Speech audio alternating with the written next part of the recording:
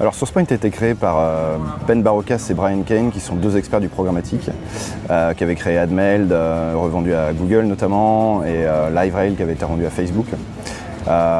Et ça a été créé il y a 5 ans, et l'idée de base c'était de permettre aux éditeurs de rentrer en conversation avec leurs utilisateurs pour des problématiques de compensation de l'accès au contenu. C'est bien plus qu'une CMP à la base, en fait.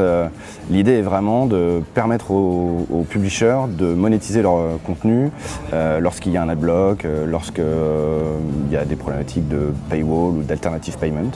La RGPD a créé l'opportunité de la récolte du consentement, et dans cette logique, on s'est mis à créer un CMP qu'on propose maintenant aux éditeurs.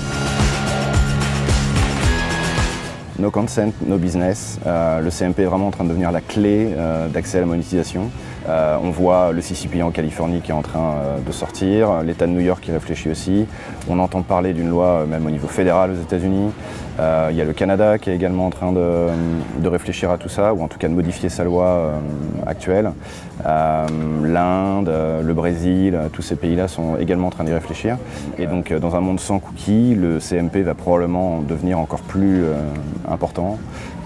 Et de ce consentement pourra naître tout le tracking qui va venir derrière et la monétisation. Absolument, ça a commencé avec Safari ITP, Google est tranquillement en train de s'y mettre. On va avoir un vrai challenge avec le cookie, et cette solution de consentement authentifié répond parfaitement à ça. Ce consentement authentifié il vous permet de lier un profil utilisateur à des préférences de consentement, ce qui vous permet derrière d'une part de limiter le nombre de messages que vous allez afficher à vos utilisateurs. À chaque login va correspondre à une préférence de consentement qu'on n'aura pas à redemander à chaque nouvelle connexion. Ça va permettre également de faire du cross-device, de faire du cross-environnement pour des grands publishers avec plusieurs propriétés de contenu.